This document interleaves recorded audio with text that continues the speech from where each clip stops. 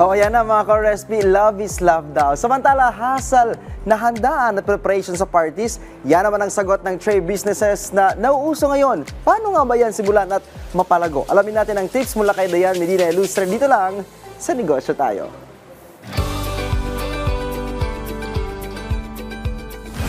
Balita ko, at a very young age, you're already exposed to business. Ano po ba yung unang business ninyo? Ang business ng mother ko noon is printing, sa printing industry kami. So, elementary days ko pa lang, yan na yung tinatrabaho namin, nag-gather, tumutulong ako sa office.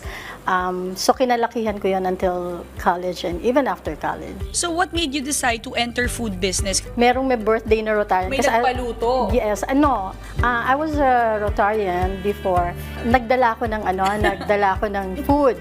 Then, ang dinala ko nun yung ginataang kohol. And nagtanong sila kung paano mag-order nun. Sabi ko, hindi ako nagpapa-order. It was just a gift for my friend. And then, hindi, o-order kami. So, it started there. Nag-start lang sa simpleng natikman nila out of your passion. And of course, nagregalo lang tayo sa friend. Tapos biglang lumaki na ng lumaki. Hindi ba mahirap yung struggle and challenges, lalo na12-sabay din po yung mga orders ninyo?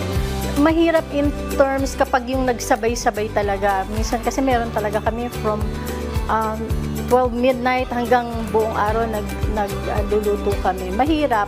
So, ang ginawa ko na lang sila yung mga helper ko, sila yung preparation. So, yung mga hiwa-hiwa, sila yan. But when it comes to yung paglalagay ng mga seasonings, yung ingredients, pagsasama-sama, and yung food tasting nun, ako yung last. So, Ms. Joan, what advice naman can you give dun sa mga gusto rin mag-startup ng food tray business? Pinaka-goal ko pag nagluluto ko is, iniisip ko lagi na itong niluluto ko, ipapakain ko sa pamilya ko. So, pag yun ang nasa isip ko, hindi ko siya hahayaan na hindi lang, parang so-so lang yung lasa niya.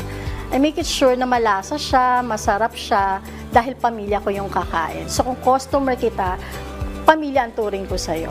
In terms of capital, para sa mga gusto rin mag-startup ng food tray business, what advice can you give to them? Actually, hindi naman din malaki yung investment ko at nung nag-start ako. It was just like, parang 600 pesos lang yung start. Wow, 600 pesos? Yes. Tapos napalago na po natin yun. Yes. So, whether maliit na capital yan or malaki, malayo ba yung mararating yan?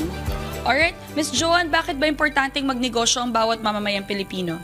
Kasi sa akin, yung flexibility ng time, hawak ko yung time, plus syempre yung income, mas malaki yung income. Kesa na magiging employee ka lang, mas maigi yung may sarili. Yes. Here's Ms. Dayan trying our vegan longanisa. How is it? Good. Authentic po lahat ito, vegan longanisa and bagnet. These are some of our best sellers and our salted egg shrimp. Lahat ng negosyo ay nagsimula lamang sa isang simpleng idea at sa lakas mo ng loob na simulan ang idea na ito. Yan po ang aral na ibinahagi sa atin ng business owner na si Ms. Joan Singson. See you again next time mga kanegosyo, kaya naman tara, negosyo tayo!